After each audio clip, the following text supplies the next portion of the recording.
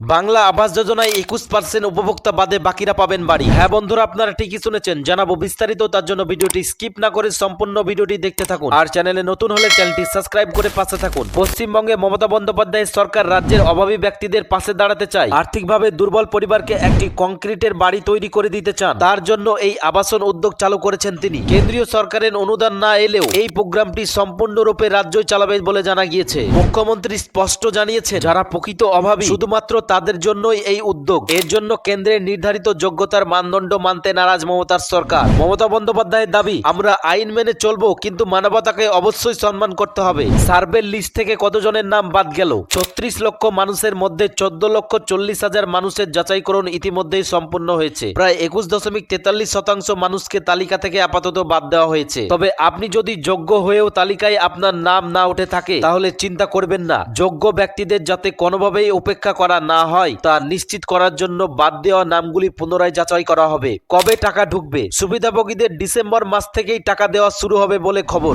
যে পরিবারগুলিকে এই প্রোগ্রাম থেকে বাদ দেওয়া হয়েছে সেগুলি হলো: একটি 3 বা 4 চাকার মালিক, পরিবারের একজন সদস্য সরকারের চাকুরি আছে, প্রতি মাসে 15,000 টাকার বেশি আয়কর দিতে হয়, 2.5 একরের বেশি কৃষি জমির মালিক, তাদের এই লিস্ট থেকে নাম বাদ দেওয়া হয়েছে। এই উদ্যোগগুলির মাধ্যমে মমতা বন্দ্যোপাধ্যায়ের সরকারের লক্ষ্য বাংলার অভাবী মানুষের জীবনযাত্রার উন্নতি করা, যাতে কোনো যোগ্য ব্যক্তি উন্নত জীবনমাত্রার সন্ধানে পিছিয়ে না থাকেন তা নিশ্চিত করা। তো আজকের মতো ভিডিও এই পর্যন্তই। দেখা হচ্ছে পরবর্তী ভিডিওতে। আর ভিডিওটি ভালো লাগলে অবশ্যই একটি লাইক করে চ্যানেলটি সাবস্ক্রাইব করে দেবেন।